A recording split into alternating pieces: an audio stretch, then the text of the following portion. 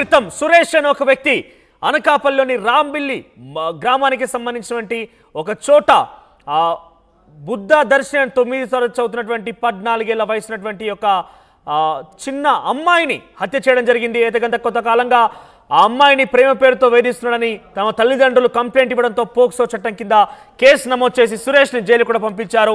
అయితే జైలు నుంచి బెయిల్ ద్వారా బయటకు వచ్చిన సురేష్ ఆ అమ్మాయి మీద కక్ష పెంచుకున్నాడు. ఇందులో భాగంగానే ఎవరు లేని సమయం చూసి ఆ అమ్మాయిని హత్య చేసి చంపేశాడు. హత్య చేసి చంపేసి పారిపోయాడు కూడా. అయితే హత్య చేసిన తర్వాత ఆ అమ్మాయి సోదరుడికి ఒక లేఖ ద్వారా కూడా ఆయన చెప్పడం జరిగింది. కక్ష పెంచుకున్నట్టుగా తాను ఎట్టి పరిస్థితుల్లో కూడా తన సోదరుని ఈ రకంగా ఇబ్బందులకు గురి చేసింది. పోక్సో చట్టం కింద కేసు నమోదైంది. ఎవరు కూడా తనతో మాట్లాడడం లేదు. సో ఈ రకంగా కక్ష పెంచుకున్నటువంటి సురేష్ ఆ అమ్మాయిని హత్య చేసినట్టుగా లేఖలో పొందుపరిచాడు. ఇక నిందితుడు సురేష్ కోసం 12 బృందాలుగా ప్రస్తుతం గాలింపు చర్యలు చేపడుతున్నారు పోలీసులు. 3 రోజులు దాటినా ఇప్పటికీ ఇంకా ఆచూకీ లభించలేదు. ఏకంగా ప్రభుత్వం మొత్తం కూడా చాలా సీరియస్గా ఉంది. హోంమంత్రి వంగలపూడి అనిత కూడా పలుమార్లు పోలీసులతోని వాళ్ళ యొక్క విషయాలను తెలుసుకుంది, అప్డేట్స్ తెలుసుకుంది. అయినప్పటికీ కూడా పోలీసులు దానికి సంబంధించి గాలింపు చర్యలు చేపడుతున్నారు. అయితే ఒకసారి ఇక్కడ అనకాపల్లి జిల్లా పోలీసులు రివార్డు కూడా ప్రకటించారు. మీరు చూడొచ్చు, హత్య జరిగిన అనంతరం ముద్దాయి నలుపు రంగు ఫుల్ హ్యాండ్స్ టీ షర్ట్ మరియు నలుపు రంగు ట్రాక్ ప్యాంట్ ధరించి ఉన్నాడు. ఆచూకీ తెలిపిన వారికి 50,000 రూపాయలు నగదు బహుమతి ఇవ్వబడుతున్నట్టు కూడా అనకాపల్లి జిల్లా పోలీస్ స్టేషన్ రాంబలి మండలం కొప్పుగుండుపాలెంలో గ్రామంలో మైనర్ బాలిక హత్య చేసిన ముద్దాయి వివరాలు అంటూ కూడా అందులో పొందుపరిచారు. మీకు గనక ఈ వ్యక్తి యొక్క ఆచూకీ, ఈ వ్యక్తి మీరు చూడొచ్చు, ఆర్టీ స్క్రీన్ పై మీకు ఎక్స్క్లూజివ్గా చూపించే ప్రయత్నం చేస్తున్నాము. సో టీ షర్ట్ నలుపు రంగు ఫుల్ హ్యాండ్స్ టీ షర్ట్ మరియు నలుపు రంగు ట్రాక్ ప్యాంట్ వేసి ఆ నిందితుడు బయట తిరుగుతున్నట్టు తెలుస్తోంది. సో మీకు గనక ఈ ఆచూకీ లభిస్తే వెంటనే మీరు అనకాపల్లి పోలీస్ స్టేషన్ కానీ 100 చేసినా కూడా మీరు దానికి సంబంధించి సమాచారం ఆ వ్యక్తి యొక్క సమాచారాన్ని పోలీసులకు అందజేయవచ్చు. సురేష్ ఆచూకీ కోసం పోలీసులు 12 బృందాలుగా గాలింపు చర్యలు చేపడుతున్నారు. సో రివార్డు కూడా ప్రకటించేశారు. 50,000 నగదుని బహుమతిగా ఇవ్వబోతున్నాం, ఆచూకీ దొరికితే కనుక మాకు సమాచారం ఇవ్వండి అంటూ కూడా చెప్పడం జరిగింది. అయితే పోలీసులకు చాలా టఫెస్ట్ సిచ్యువేషన్ ఎక్కడ అంటే సురేష్కి ఫోన్ లేకపోవడం. సురేష్కి కనుక ఫోన్ ఉంటే డెఫినెట్గా ట్రాక్ చేయడం జరిగేది.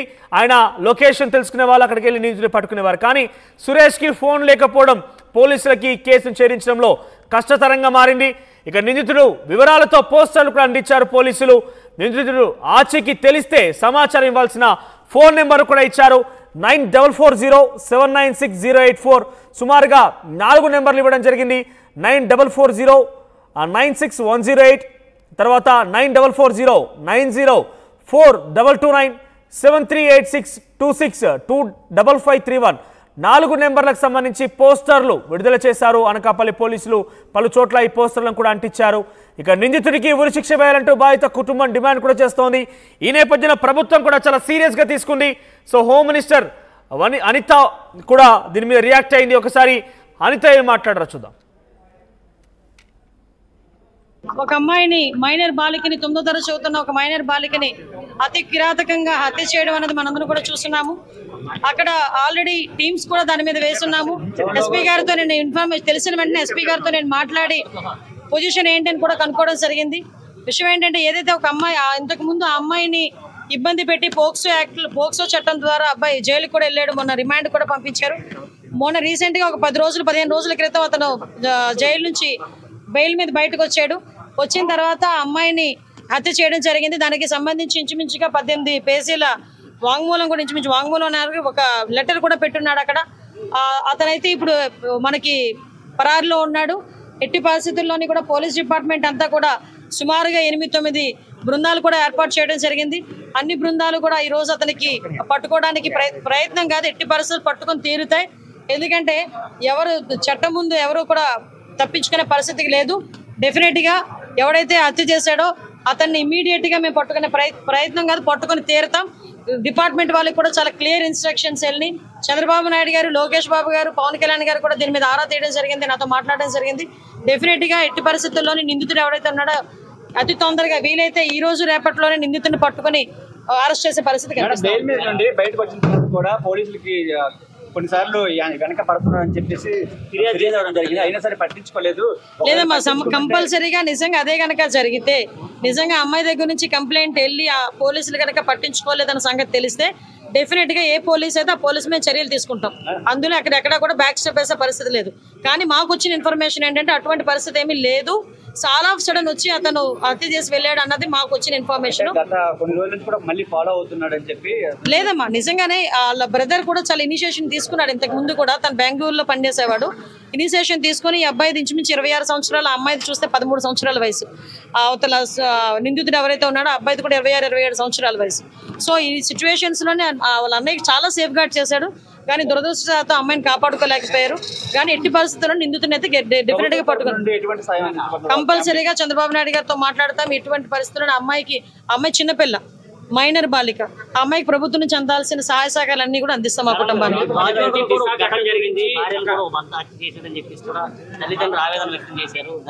అమ్మ విషయం ఏంటంటే మేము చాలా సందర్భాల్లో చెప్పున్నాము. చాలా సంఘటనలు జరుగుతున్న సందర్భంలో పోలీస్ డిపార్ట్మెంట్ వాళ్ళు కూడా చాలా ఫర్మ్ గా ఉన్నారు. లాస్ట్ టైం మీరు చూసారు, చీరాల సంఘటన జరిగిన తర్వాత సుమారుగా 36 గంటల నిందితులను పట్టుకుని మేము రిమాండ్ కూడా పంపించుకోవడం జరిగింది. ఎక్కడ ఏమి జరిగినా చాలా యాక్టివ్ గా పోలీస్ డిపార్ట్మెంట్ వాళ్ళు పనిచేస్తున్నారు. ఎక్కడ జరగకుండా ఉండే బాధ్యత కూడా తీసుకుంటున్నాం. వీటన్నిటికీ కూడా మూల కారణం గాంజాయి మత్తులో చాలా మంది చేస్తున్నారు, డ్రగ్స్ మత్తులో చేస్తున్నారు. కాబట్టి వాటిని పూర్తిగా ప్రక్షాళన చేయడానికి ఒక క్యాబినెట్ సబ్ కమిటీని కూడా ఏర్పాటు చేసుకుని మొన్ననే మేము టాస్క్ ఫోర్స్ కూడా ఏర్పాటు చేయడానికి కూడా సిద్ధంగా ఉన్నాం. ఒక టోల్ ఫ్రీ నెంబర్ అన్ని కూడా ఏర్పాటు చేస్తాం.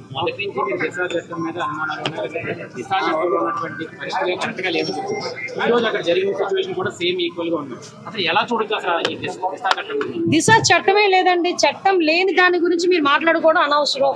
ఫస్ట్ థింగ్, దిశ చట్టం అనేది లేదు కాబట్టి దిశ చట్టం గురించి మాట్లాడుకోవాల్సిన అవసరం లేదు. ఇప్పుడున్న చట్టాలను బలోపేతం చేసుకుని మనం ఫర్దర్ గా ఎటువంటి ఇబ్బంది లేకుండా చూసుకునే బాధ్యత తీసుకుంటాం. ఇక హోంమంత్రి వంగలపూడి అనిత కూడా మాట్లాడుతూ చాలా సీరియస్ గా తీసుకున్నాము. ముఖ్యమంత్రి, డిప్యూటీ ముఖ్యమంత్రి కూడా తరచు నాతో మాట్లాడుతూ ఉన్నారు. ఈ విషయం మీద చాలా సీరియస్ గా ఉన్నారు. ఎస్పీ గారితో కూడా నేను తరచుగా మాట్లాడుతున్నాను, కేసు సంబంధించి అప్డేట్స్ కూడా తీసుకుంటున్నా అంటూ కూడా వంగలపూడి అనిత చెప్పడం జరిగింది. ఇక 3 రోజులు కావస్తున్నా ఇప్పటి వరకు కూడా నిందితుడిని పట్టుకోవడంలో పోలీస్ యంత్రాంగం ఇంకా కూడా ప్రయత్నాలు చేస్తూనే 12 బృందాలుగా వెళ్ళి ఆచూకీ కోసం వాళ్ళు ఎతుకుతూనే ఉన్నారు. ఎస్, మాట్లాడడం ఇదే అంశానికి సంబంధించి ప్రతినిధి శివరామకృష్ణ లైవ్లో జాయిన్ అవుతున్నారు. ఎస్ శివరామకృష్ణ, సో ఏంటి 3 రోజులు కావస్తోంది. గతంలో చీరాల ఘటనకు సంబంధించి చాలా తొందరగానే పోలీసులు గుర్తించారు. ఇక్కడ సురేష్ విషయంలో ఏకంగా ఫోన్కు సంబంధించి ఫోన్ లేకపోవడమే ఆయన్ని పట్టుకోవడంలో విఫలయత్నం అవుతున్నారు పోలీసులు అంటూ తెలుస్తోంది. సో ఇప్పటికే వాళ్ళు ప్రకటించారు కూడా, పోస్టర్లు అంటించినట్టు తెలుస్తోంది. సో ఎవరి నుంచైనా సమాచారం వచ్చిందా? ఆచూకీ గుర్తించినట్టుగా ఎవరైనా చెప్పారా? దానికి సంబంధించి అప్డేట్స్ ఏంటి? మనోజ్, నిజంగా ఇక్కడ పోలీసులు అయితే ఒక 4-5 ఫోటోలతో ఒక పోస్ట్ అయితే రిలీజ్ చేశారు. పోస్ట్ రిలీజ్ చేసి ఈ నిందితుడు ఎవరైతే ఉన్నారో సురేష్ ఆచూకీ కోసం విశ్వ ప్రయత్నాలు అయితే చేస్తున్నారు. 12 బృందాలుగా ఇప్పటికీ 4-5 రోజులు అయిపోతుంది, అయినా దొరకకపోవడంతో ఇది చాలా పెద్ద చర్చనీయమైంది. విశాఖ కానీ అనకాపల్లి కానీ అంతా దీనికోసమే మాట్లాడుకుంటున్నారు. ఇప్పటికొచ్చి పోలీసులు పట్టుకోపోవడంపై విమర్శలు వెల్లువెత్తుతున్నాయని చెప్పాలి. ఒక విషయం చెప్పాలంటే ఇక్కడ హోమ్ మినిస్టర్ అనిత ఎవరైతే ఉన్నారో ఆ పక్క మండలం అయిన రాంబల్లి కొత్తగుండెపాలెంలో ఇది జరగడం అనేది ఇది చాలా విమర్శల పాలవుతుంది. ఏదేమైనా పోలీసులు అయితే 12 బృందాల కింద ఏర్పడే సెర్చ్ ఆపరేషన్ అయితే చేస్తున్నారు. అయితే ఇప్పటికొచ్చి ఎటువంటి క్లూ అయితే దొరకలేదు. అయితే నిందితుడు వాళ్ళ అమ్మాయి సోదరుడికి ఒక లేఖ అయితే రాశారు. లేఖలో అయితే నేను కూడా చనిపోతాను అని చెప్పి ఒక లేఖలో రాయడం అయితే జరిగింది. ఈ విషయమై పోలీసులు అయితే ఆ లేఖ ఎక్కడ బయట పెట్టట్లేదు. నిజంగా నిందితుడు బతికే ఉన్నాడా, లేదంటే ఎక్కడికైనా దూరంగా వెళ్ళిపోయాడా, లేదంటే ఎక్కడైనా వెళ్ళి సూసైడ్ చేసుకున్నాడా, ఇవన్నీ అన్ని అనుమానాలకు తావుతీస్తున్నాయి. ఏదేమైనా నిందితుడి కోసం 50,000 అయితే నజరానా అయితే ప్రకటించారు. ప్రధానంగా వీళ్ళు పోలీసులు అయితే 12 బృందాలుగా రేయి పగలనగా విస్తృతంగా ప్రయత్నిస్తున్నారని చెప్పాలి మనోజ్. సో ఎటువంటి ఆచూకీ లభించింది? ఎందుకంటే పోస్టర్లు చాలా పెద్ద ఎత్తునే అక్కడెక్కడ వెలిసినట్టు తెలుస్తోంది. ఏకంగా బహిరంగంగా డిజిటల్లో కూడా వాళ్ళకి పెద్ద ఎత్తున ప్రమోట్ చేశారు. సో ఏ మూల నుంచి అయినా ఆయన ఆచూకీ లభించిందని కానీ, లేకుంటే ఆయన ఇక్కడ గుర్తించామని కానీ ఫోన్స్ వస్తున్నాయా? ప్రస్తుతానికైతే ఏ ఫోను రావట్లేదు. ఎక్కడ అయితే ట్రేస్ అవుట్ అవ్వలేదు, అసలు ఎవరికి ట్రేస్ అవుట్ అవ్వలేదు. పర్సన్ సురేష్ అన్న నిందితుడు ఎక్కడున్నాడో ఏం చేస్తున్నాడో కూడా తెలియదు, అసలు బతికున్నాడా బతికలేడా. అలాగే పోలీసు వాళ్ళు అయితే మటుకి 4 నెంబర్లు అయితే ఇచ్చారు.